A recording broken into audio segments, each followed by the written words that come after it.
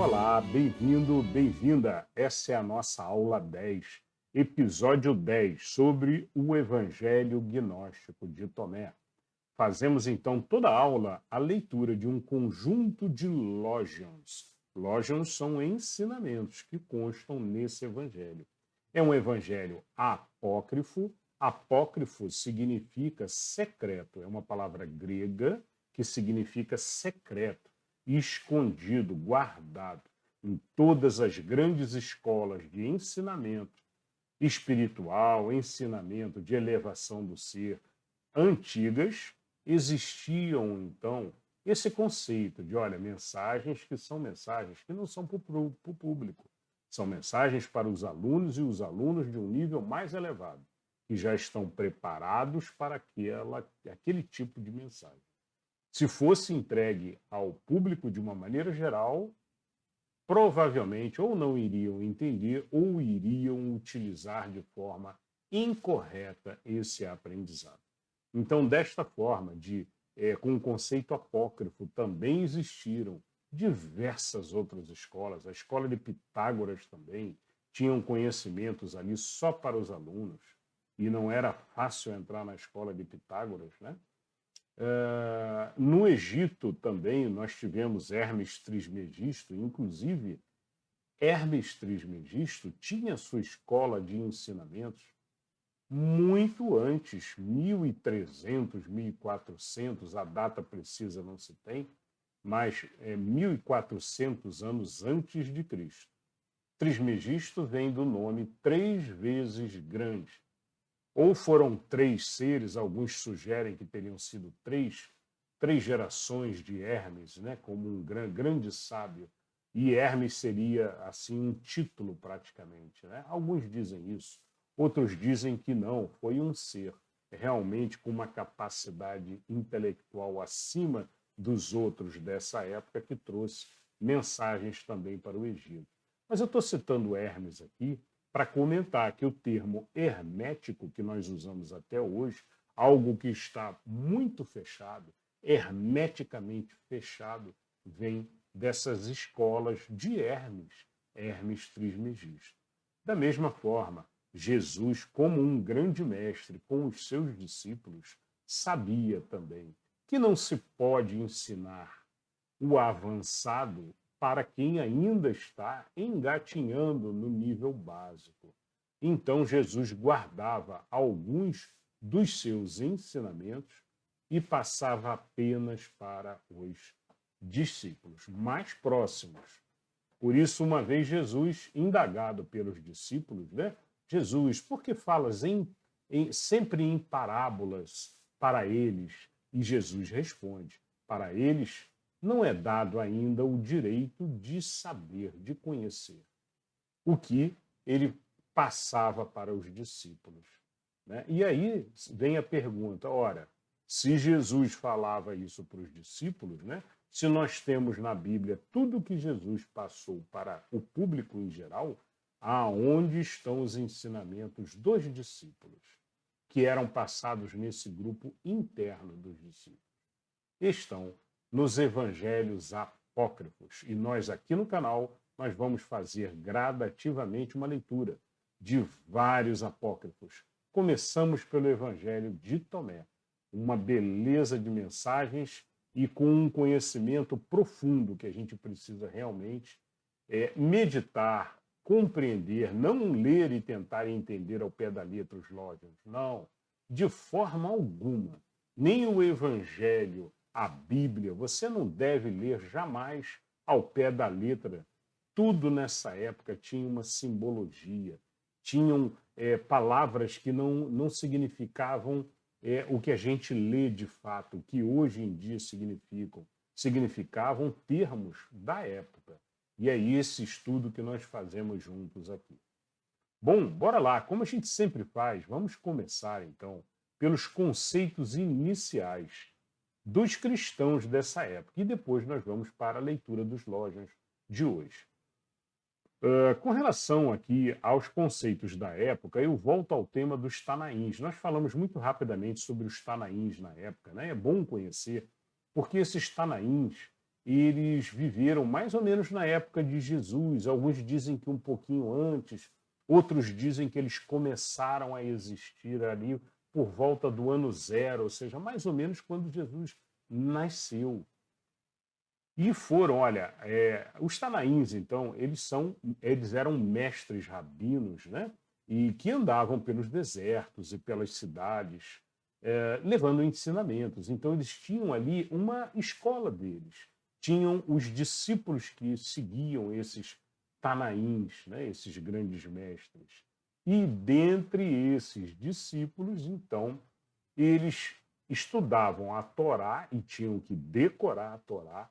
Começava aos 6 anos de idade, eram chamados, as crianças eram chamadas de talmidim, palavra que vem aí de estudante, de discípulo, né? Alguma coisa mais ou menos assim.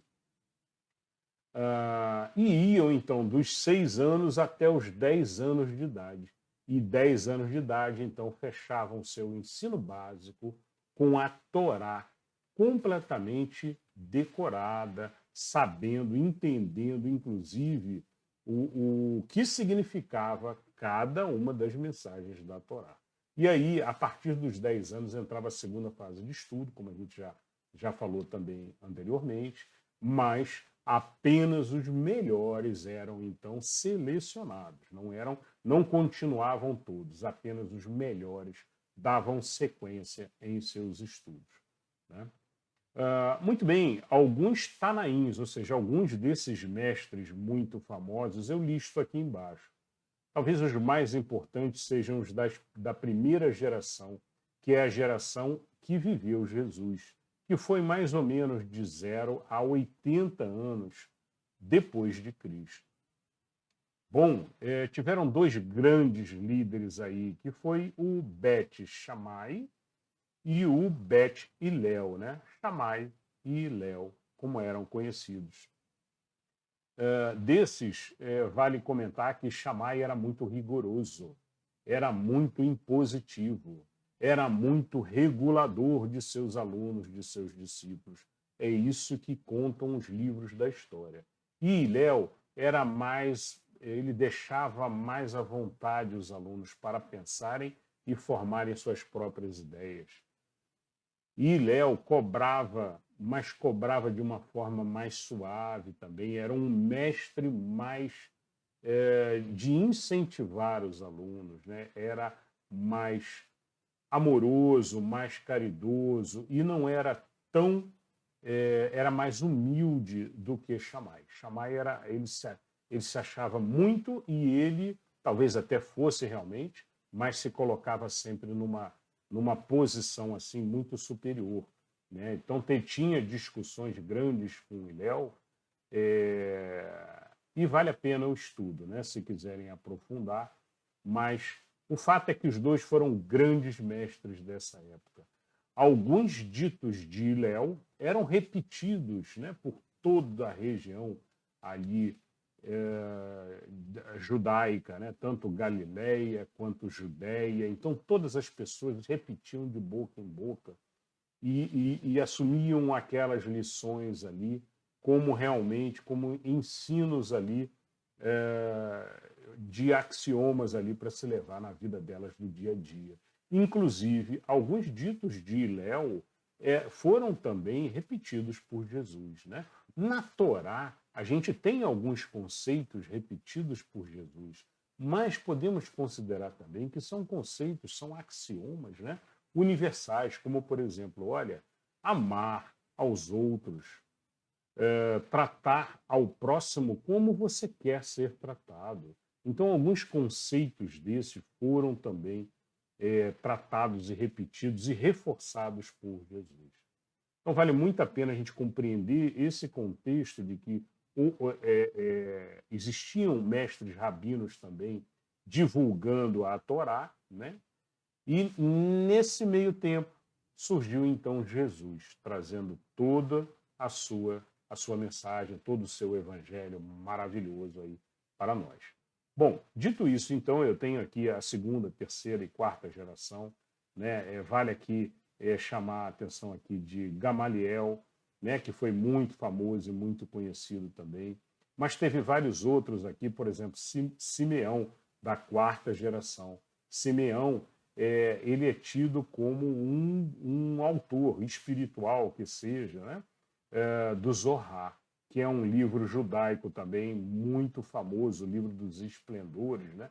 Um livro judaico aí muito famoso, principalmente do judaísmo místico, né? Do judaísmo de quem sai um pouquinho da Torá e entra mais no lado místico, no lado mais aprofundado, mais espiritualizado também aí.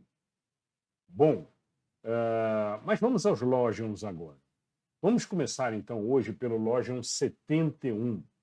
E o Lógion 71 começa assim: Jesus disse: destruirei esta casa, e ninguém será capaz de reconstruí-la. O Lógion é bem sucinto e expressivo. Com a ajuda de outros ditos do Evangelho, Jesus fala de seu corpo físico. Então, quando eu comento aqui, provavelmente, né, eu digo provavelmente porque tem alguns casos que os historiadores discordam, mas eu procuro trazer sempre assim, quando há um consenso dos historiadores, né, que pensaram muito aqui em cima desse Lógion, né, eu trago a mensagem deles. Posso ter um pensamento diferente, eu coloco o meu pensamento em seguida. Esse aqui é mais um consenso aqui de Jesus, conversando com os seus discípulos e dizendo, olha, destruirei esta casa. E quando Jesus fala casa, Jesus está falando do seu próprio corpo físico, do seu próprio corpo matéria.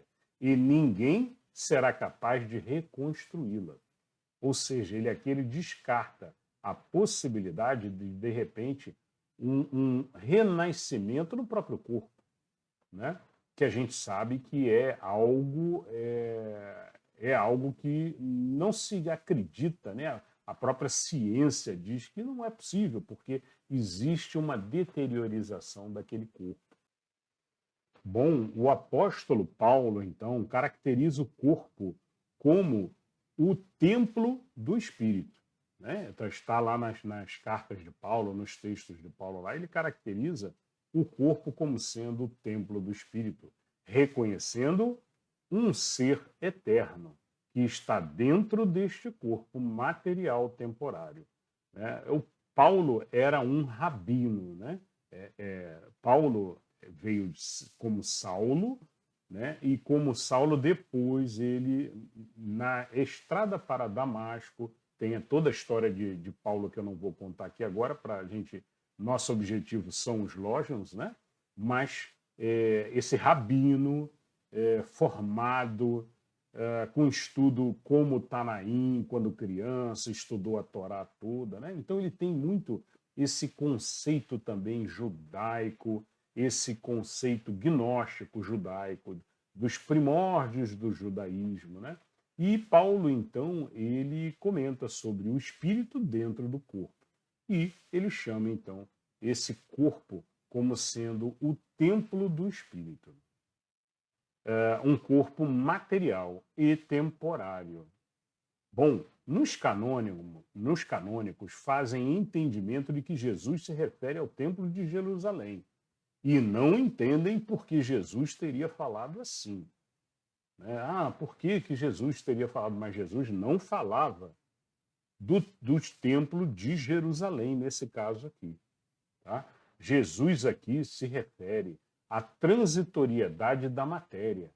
E Jesus se coloca contrário a qualquer pensamento de ressurreição de seu corpo físico, ressuscitando-o.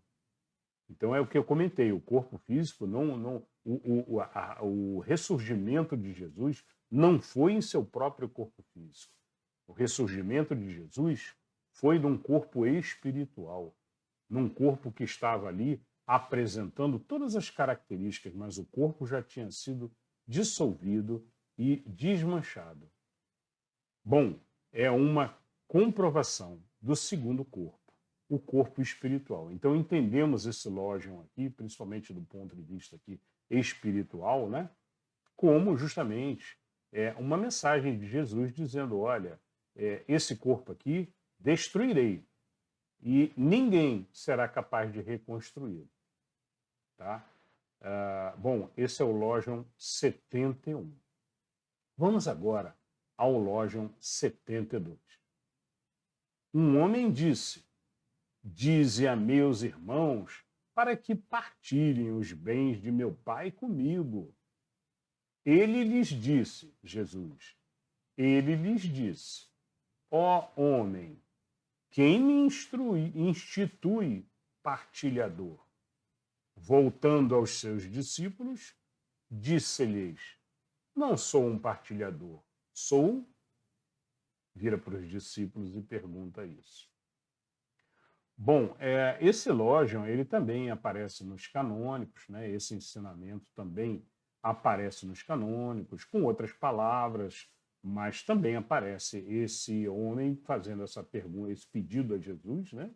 E Jesus respondendo que não era um partilhador, ou seja, a pessoa que faz a determinação de quem tem que ficar com cada pedaço da partilha. Não, o papel dele era outro. E Jesus percebia constantemente que as pessoas não conseguiam compreender o seu papel como um mestre espiritual, como um mestre que estava ali passando uma mensagem, deixando um caminho melhor de vida, de elevação do ser, de elevação do ser humano, de elevação espiritual de cada ser. É muito mais do que um juiz partilhador que separa e define quem vai ficar com o quê. Isso são bens materiais. Jesus sempre, inclusive, pregou o desapego, né? Então, mostra então que muitas vezes as pessoas não compreendiam o papel de Jesus, confundindo-o com responsabilidades de julgamento e definição de leis dos homens. Mas ele era confundido porque alguns outros mestres, né, do judaísmo tomavam essa frente de determinar e dizer quem estava certo, quem estava errado. Tomavam decisões, inclusive, de partilha. Mas não era o papel de Jesus. E muitos não entendiam isso.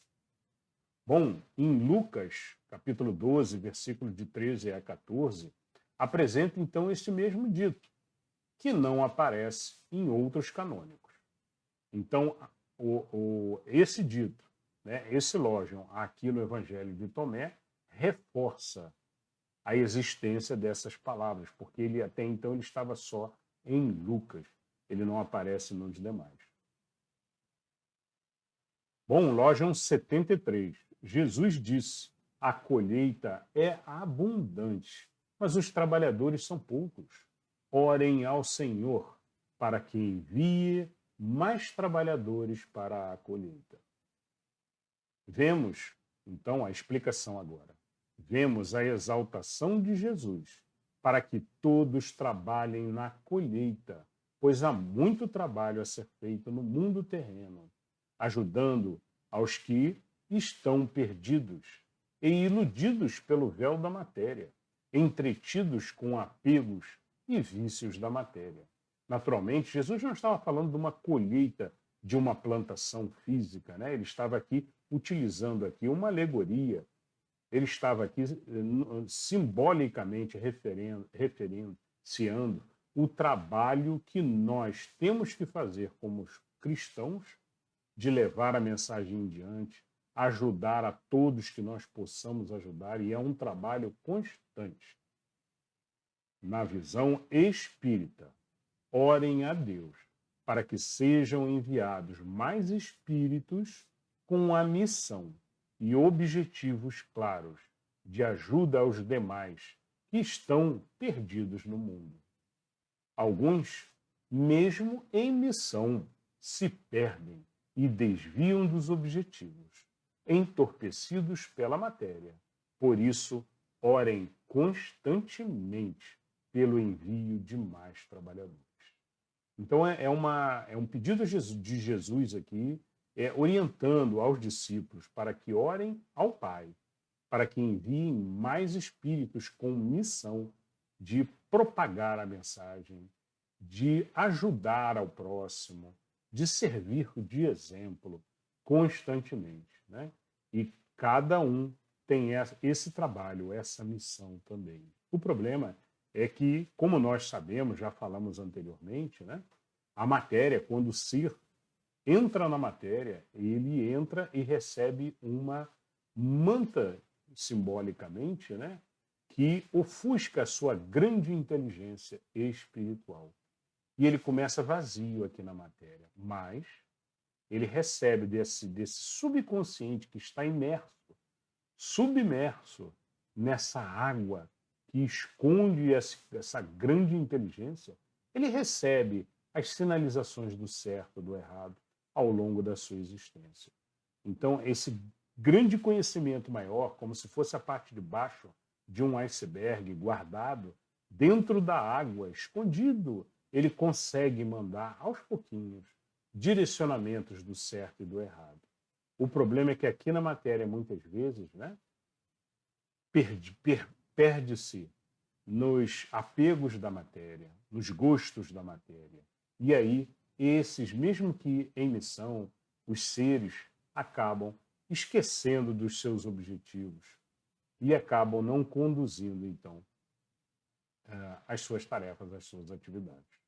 Bom, é isso, tá? O Loja 73 é basicamente isso. Ele não fala de uma colheita, naturalmente, ele fala de um grande trabalho aí de crescimento espiritual de todos, né? Que não é de um, é de todos que estão aqui fazendo o seu processo de evolução e todos se ajudando. Muito bem, vamos ao Loja 74 agora. Ele disse, Jesus disse, ó Senhor, há muitas pessoas ao redor do poço, mas ninguém está no poço. Então Jesus disse, ó Senhor, falando a Deus, né? Há muitas pessoas ao redor do poço, mas ninguém está no poço. Alguns traduzem também, se vocês pegarem outros textos, né? Eu uso aqui, como já mostrei em episódios anteriores aqui, eu uso o livro do Hermínio Miranda, que é muito bom, fantástico, é esse aqui que eu recomendo para vocês. Quem quiser aprofundar, tem todos os lojas que a gente está lendo aqui dentro, com todo o detalhamento. Bom, então esse é o que eu recomendo, é o Evangelho de Tomé, de Hermínio Miranda. Bom, mas outras traduções trazem esse mesmo texto dessa forma. Há muitas pessoas ao redor do poço, mas não há nada na cisterna. Traduzem dessa forma, querendo dizer assim, olha, não tem água na cisterna, né?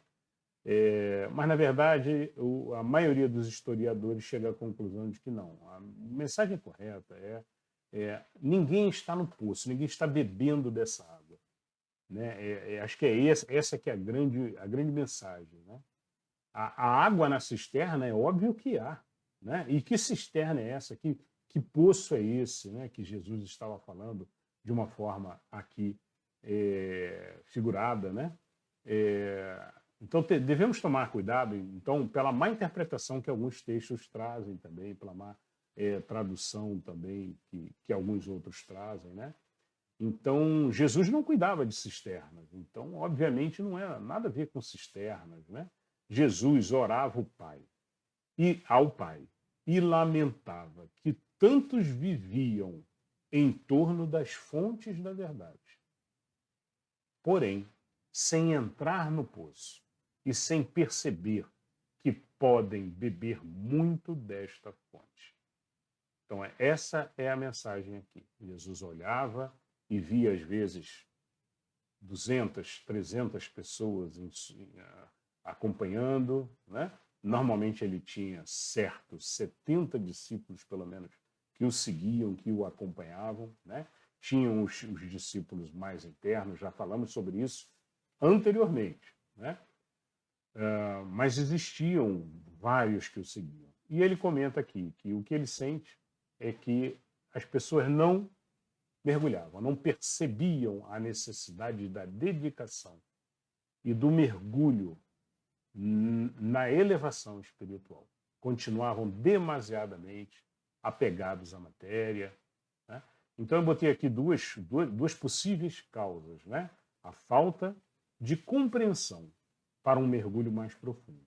Pode ser que aquelas pessoas não tinham a compreensão, né? Ou não se esforçavam também para fazer a compreensão das mensagens num conteúdo mais profundo, não tinham inteligência, não tinham capacidade devido ao nível dos seres que estavam naquela época ali convivendo. Né? Uma época de guerra constante, você acordava, não sabia se ia lutar uma batalha e tudo. Né? Então era muito difícil. E uma outra possível razão, a falta de desejo, pois seria necessário o foco completo para uma elevação e um mergulho profundo. Precisa focar, precisa abandonar os interesses da matéria, como Jesus falou para alguns. Volte para casa, doe todos os seus bens e me siga. E volte para me seguir. Né? E poucos eram capazes de fazer isso. Mas quem quer realmente fazer a elevação precisa de foco, precisa de dedicar horas do seu dia realmente num processo de integração com Deus, oração. E era isso que Jesus tentava passar aqui. Muito bom. Loja 75. Jesus disse: muitos estão diante da porta, mas são os solitários que entram na câmara nupcial. O termo solitário, copta, refere-se a uma palavra chamada monacos, do grego. Significa, além de solitário, unificado. Aquele que se reintegra a si mesmo com a unidade. Então a gente sabe que esse é um pensamento gnóstico, né? Um pensamento de reintegração dos seres com Deus. Então o gnosticismo e várias outras religiões, o espiritismo também, até o espiritismo nós lemos também no livro dos Espíritos, comentários de que o nosso destino é a integração com Deus. Então nós vamos subindo num processo de elevação, né? E o gnosticismo traz isso também como uma ideia integrante aqui do pensamento gnóstico, é a reintegração com Deus. A diferença é o que é essa reintegração com Deus, né? Que alguns entendem de uma forma, outros entendem de outra. Né? Jesus dizia, olha, eu sou um com o Pai. Né? Jesus dizia isso. Por quê? Porque já tinha passado por essa etapa de integração, de unificação com Deus. Mas o que é essa etapa de unificação com Deus? Essa etapa de unificação com Deus é um processo onde o espírito está tão elevado que ele começa a vibrar na frequência de Deus constantemente, a energizar constantemente com Deus. E nessa etapa, naturalmente, estamos muito longe disso, todos que estão aqui encarnados, todos estamos muito longe, mas nessa etapa é um momento de integração harmônica, vibratória, aonde a gente está recebendo diretamente de Deus os comandos e trabalhando constantemente como seres espirituais. Esse é o processo de unificação que nós entendemos no Espiritismo. Cada religião entende de uma forma, algumas nem entendem o conceito da integração, acham que vamos virar uma geleia única junto com Deus ou alguma coisa assim, ou vamos fazer parte de um ser sentado numa poltrona. Não é isso, né? Não é dessa forma.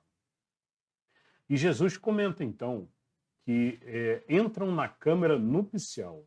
Na mística oriental e gnóstica também aparece a câmara nupcial. A câmara nupcial é o estágio mais elevado, né? É como o gnosticismo e no Oriente também chama o estágio mais elevado do nível espiritual. Quando o ser chega naquele nível, ele ainda não está unificado, mas ele está pronto para o processo de unificação. E aí haveria, então, esse processo de unificação. Então é isso que Jesus comenta. Olha, muitos estão distantes da porta, mas são os solitários que entram na câmara nupcial. Podemos também entender esses solitários, né, ou unificados que sejam, né, num conceito gnóstico também. O que é o ser solitário? É o ser espiritual, que ele deixou de lado o ser material.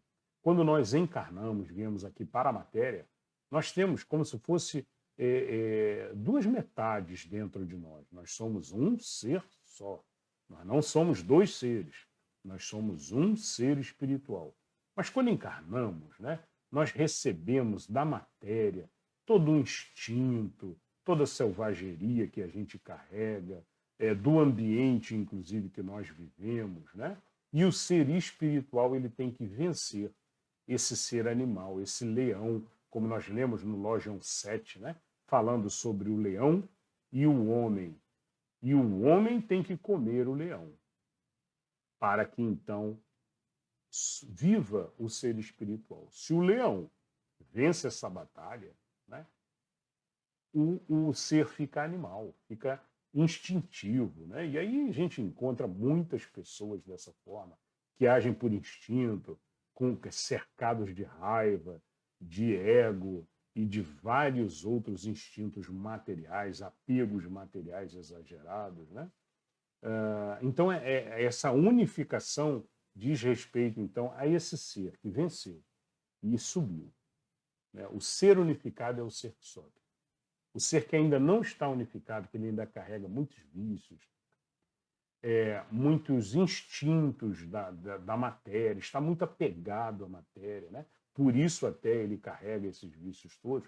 Esse ser não está unificado ainda. Ele ainda é um ser dividido em uma parte animal e uma parte humana. Ele precisa vencer esses instintos gradativamente, encarnação após encarnação. Né? Sabemos que tanto o gnosticismo quanto no Oriente são todas, o espiritismo também, são todas conceitos filosóficos de reencarnatórios, né? Que acreditam nas reencarnações para que o ser consiga, então, atingir esse nível elevado de vibração e de harmonia com Deus. Bota muita encarnação pela frente, a gente sabe disso. Bom, pessoal, esse é o 75, tá? Um belíssimo Lógion também, para a gente parar para pensar aí.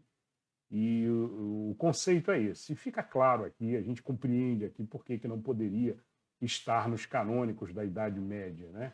Porque, certamente, ninguém entende, ninguém naquela época entenderia o que ele quer dizer com câmara nupcial, ou o que ele quer dizer com solitários. Será que são aqueles que não casaram? Né? E, na verdade, tem todo um contexto aí que, se a pessoa não compreender os conceitos gnósticos, não compreender os conceitos da época, né? Muitos conceitos orientais vieram também até ali, até essa região do Egito, até essa região, e até também a Europa, chegou, inclusive, nos filósofos gregos. Muitos filósofos gregos usavam conceitos também do Oriente, porque viajavam durante anos para fazer o seu aprendizado. Então, esses conceitos, esses axiomas, acabaram sendo distribuídos como verdades universais. Né? Bom, acreditamos também no Espiritismo que podem, naturalmente, através de inspirações ou até intuições, né, internas do próprio ser, intuições de várias encarnações, o próprio ser trazer dentro de si aquele conceito. E aí não é necessário fazer uma viagem para que você desperte para isso. Não. Isso brota na Europa, brota no Oriente, brota na Judéia, no Egito, dentro dos seres. E a cada meditação, a cada momento de tranquilidade, aquilo vem como uma intuição. Né?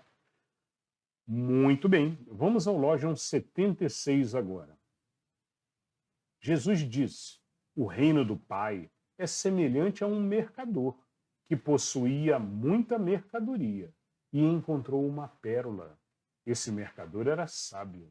Ele vendeu toda a mercadoria e comprou para ele a pérola única. Vocês sabem procurem o tesouro que não perece, mas dura, que se encontra onde a traça não entra para devorá-lo, nem os vermes podem destruí-lo. Então, Jesus, mais uma vez, nos convida à busca do que realmente é de valor, nos bens que realmente são aqueles bens que podemos levar para a verdadeira vida espiritual. O que nós levamos para a verdadeira vida espiritual é a nossa elevação, a nossa consciência. Então, tudo que a gente se elevou, que a gente aprendeu, que a gente conheceu nessa vida durante a sua encarnação de aprendizado, de conhecimento, de moral, aí entra a moral, entra a ética, e entra todos os outros aprendizados. Porque, às vezes, aprendizados racionais também são muito importantes para que aprendamos, às vezes, a fazer tomada de decisão. O raciocínio lógico, por exemplo, para a elevação de um ser é fundamental, para que você saiba raciocinar de forma exata qual caminho deve tomar, qual é a melhor decisão a ser feita. O raciocínio humano também é muito valioso. Quem estuda humanas, né, psicologia e todos os outros ramos das ciências humanas também é fundamental. Então, um ser tem que estudar tudo, aprender tudo. Quanto mais você estudar, mais você vai conseguir preencher dessa verdadeira pérola, que é o que nós levamos e que é eterno. O resto, os bens materiais, esses perecerão, ficarão por aqui. E é isso que Jesus traz para a gente como mensagem nesse lindo Lógion aqui 76. Quando o mercador vende as suas mercadorias, ele está se desapegando delas e focando na obtenção do que realmente tem valor e que não é perecível, e levamos conosco. O que levamos é o conhecimento adquirido, a sabedoria obtida, as lições aprendidas de fato. Este é um bem que não perdemos mais e é fundamental para elevar o ser gradualmente nos degraus da espiritualidade, no crescimento do ser. Tá? Muito bem, belíssimo Lógion, esse é o Lógion 76. Vamos ao Lógion 77 agora. Jesus disse: sou a luz que está sobre todos. Eu sou o todo. O todo saiu de mim e o todo retornou a mim. Rachem um pedaço de madeira. Lá estou eu. Levantem a pedra e me encontrarão ali. Este Lógion, belíssimo também, né? Ele tem características singulares, gnóstica e um pouco de panteísmo também. Né? O panteísmo ele fala justamente sobre Deus em toda parte, tudo é Deus, né? Deus existe em todos os locais. É uma visão bela, bonita, né? Deus existe em todos os locais do universo. Panteísmo. Bom, e lembramos também, né, do filósofo Spinoza, Baruch Spinoza, né, nascido em 1632, e seu contemporâneo também, Leibniz, né, em 1646, mais ou menos a mesma época, né, que usaram muitos conceitos gnósticos também, do judaísmo cristão nazareno primitivo. Spinoza também falava nesse sentido, de um Deus que não era um Deus que estava sentado numa cadeira, né? uma figura antropomórfica sentadinha numa cadeirinha, né? Como se via na Idade Média, como se imaginava Deus, né? Um ser com aparência humana, né? Ou seja, com a nossa fisionomia, com a nossa figura, com dois braços, duas pernas, sentado numa cadeira. Justamente Spinoza dizia, não, Deus está em todas as coisas, né? Também nesse mesmo caminho aqui, nessa mesma direção aqui que Jesus comenta aqui, né? Jesus, nesse texto desse Lógion, parece falar por intermédio de Deus. Como Jesus disse, ele já era um com o Pai. Jesus já era um com o Pai, né? E já estava, então, num processo de unificação com Deus. E total harmonia e integração com Deus. Portanto, vemos, de fato, nesse Lógion, um pronunciamento divino, nesse caso aqui, desse Lógion. Então, é Jesus falando em nome de Deus, falando palavras de Deus. Sou a luz que está sobre todos. Eu sou o todo, ou seja, está em toda parte, é tudo, né? O todo saiu de mim e o todo retornou a mim. Rachem um pedaço de madeira. Lá estou eu. Levantem a pedra e me encontrarão ali. Então, muito belo, né? Muito lindo, né? O Espiritismo, ele nos diz que, olha, não é que Deus esteja realmente, fisicamente dentro da madeira, mas ele está simbolicamente ali, como um pintor está em sua obra. Então, toda a criação pertence a Deus. Eu acho que é o principal que a gente pode compreender desse texto aqui. Bom, um belíssimo texto expressa a onipotência e a onipresença de Deus. Acima de tudo, eu acho que é esse o entendimento aqui. Vamos ao Lógion 78 agora. Porque Jesus disse: por que vocês saíram para o campo para verem um caniço agitado pelo vento e para verem um homem vestido de delicadas roupas? Eis que os reis e os grandes homens são os que se vestem de roupas delicadas e não poderão conhecer a verdade. Bom, esse Lógion aqui, Jesus estava justamente dizendo para os discípulos, né, e para as pessoas que o estavam ouvindo, né, esse Lógion, então, ele repete sobre o tema do desapego, né, do apego exagerado aos bens materiais e à matéria em si, preocupados demais com o que vestem e com o que comem, deixam de se preocupar com o verdadeiro aprendizado, conhecer e cultivar o conhecimento da verdade, que esta sim levará aos patamares superiores do ser. Tá? Então Jesus diz aqui, olha, vocês vieram ver o quê? Um rei todo vestido com roupas luxuosas, né?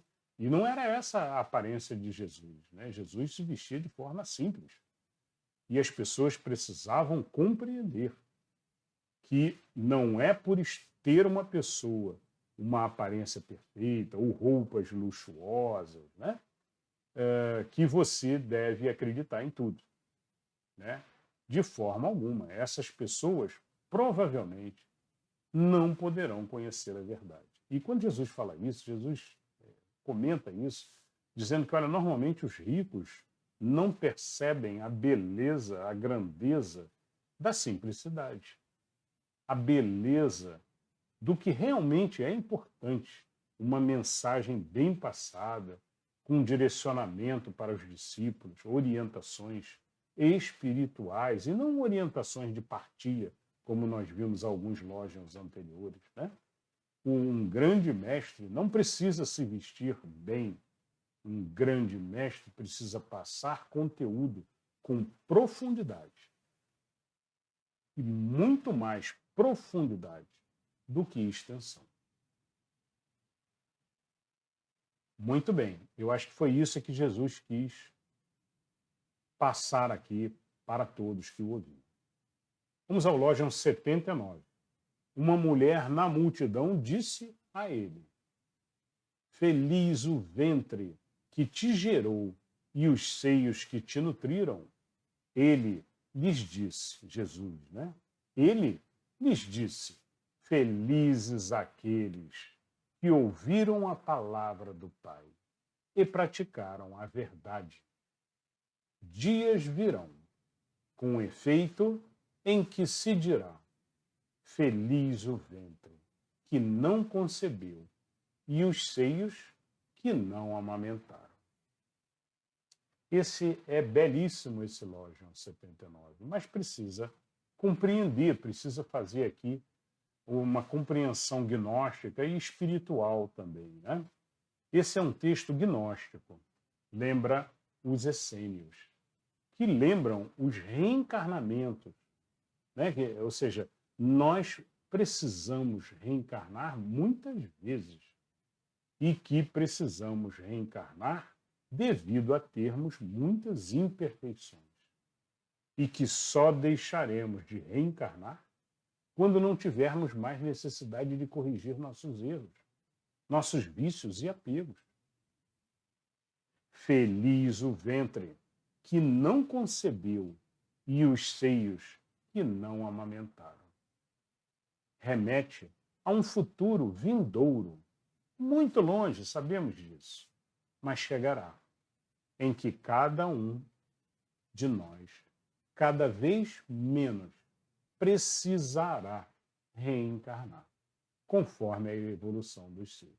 Então vemos isso muito claramente no Livro dos Espíritos. O Livro dos Espíritos nos diz que, olha, quanto mais elevado o espírito, mais distante ele tem que reencarnar de novo, ou seja, mais distante o período de uma nova encarnação, chegando a um nível que ele não precisa mais encarnar.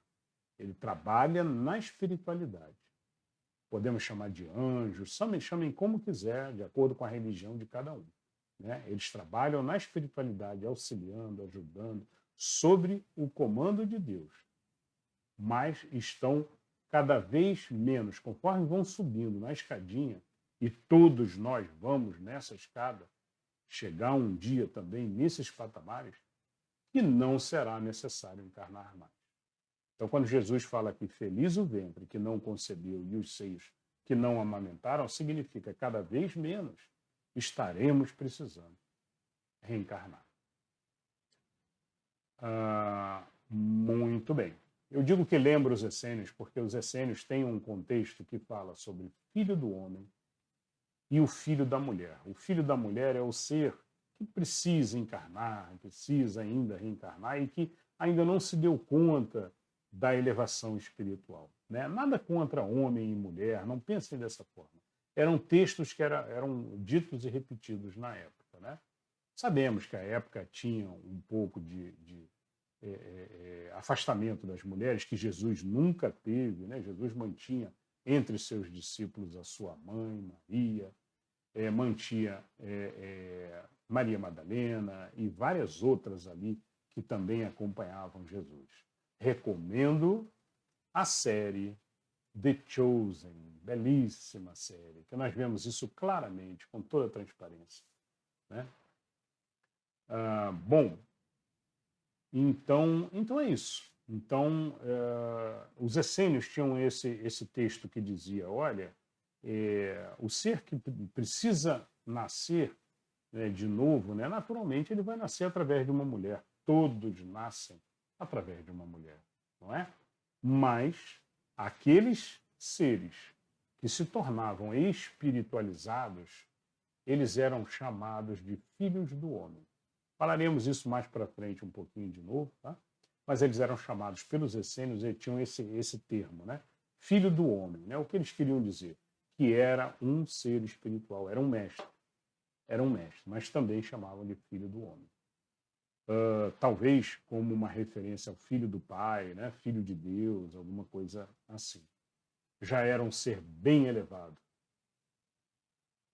dentro da comunidade dos essênios. Por isso é que eu comentei aqui que lembra os essênios. Muito bem, vamos agora ao Logion 80.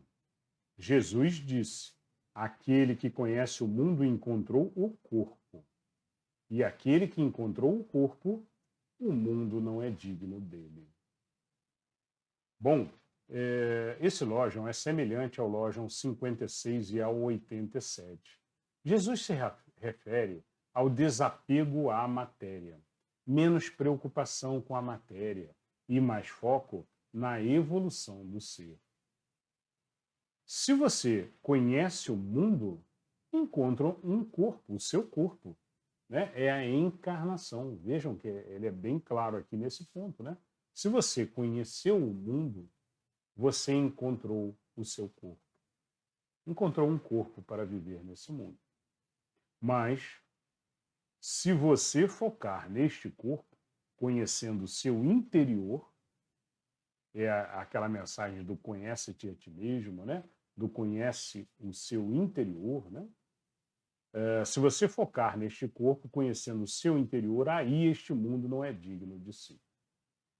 Tá? Ou seja, aí você já virou um ser espiritualizado. É o momento em que você foca no seu interior para o seu processo de elevação.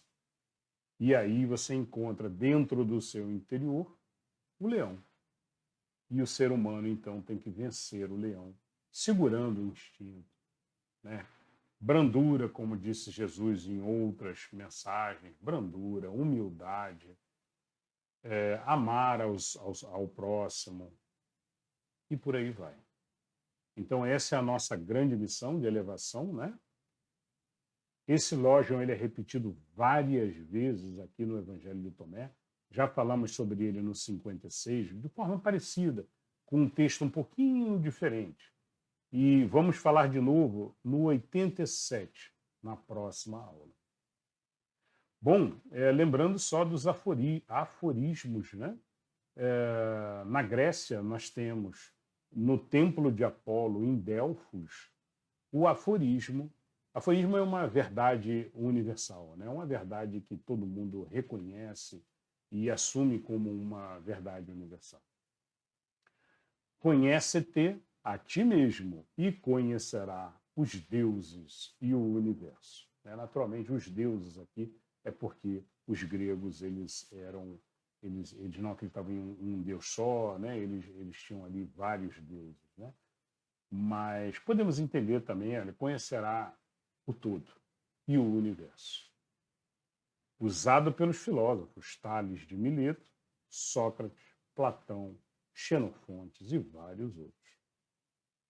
No Egito, no templo de Luxor, nós temos o corpo é a casa de Deus. É por isso que se diz, homem, conhece-te a ti mesmo. E no Oriente também encontramos, né? O conhece o teu interior. Então, no Oriente, nós também temos essa mensagem. Ou seja, é uma verdade aí universal, né? Com a mesma mensagem. Olha, conhece o teu interior, conhece-te a ti mesmo.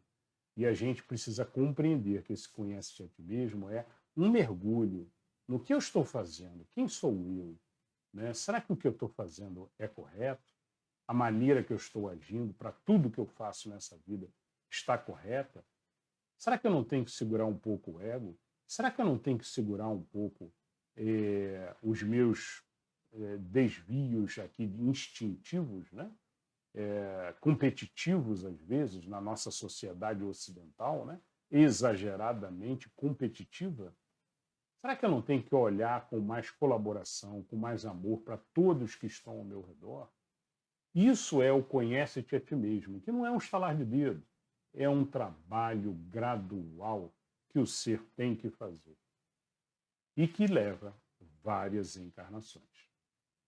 Muito bem, pessoal, hoje fechamos aqui então, esse foi o Lógion 80, hoje nós fomos então do 71 até o 80, no próximo episódio nós vamos do 81 até o 90. Espero que vocês tenham gostado, até o próximo episódio, até a próxima aula.